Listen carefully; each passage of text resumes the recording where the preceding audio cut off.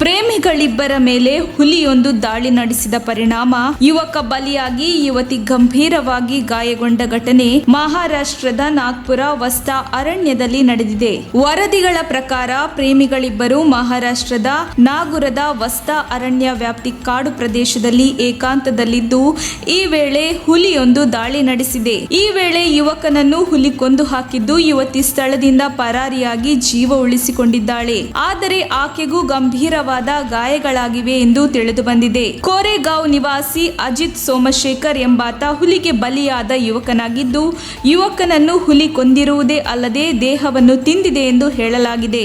ಇನ್ನು ಯುವಕ ಯುವತಿ ತೆರಳಿದ್ದ ಕಾಡು ಅತ್ಯಂತ ಅಪಾಯಕಾರಿ ಕಾಡಾಗಿದ್ದು ಈ ಪ್ರದೇಶದಲ್ಲಿ ಈ ಹಿಂದೆಯೂ ಕಾಡು ಪ್ರಾಣಿಗಳು ಹಲವಾರು ಬಾರಿ ದಾಳಿ ನಡೆಸಿದ್ದವು ಎನ್ನಲಾಗಿದೆ.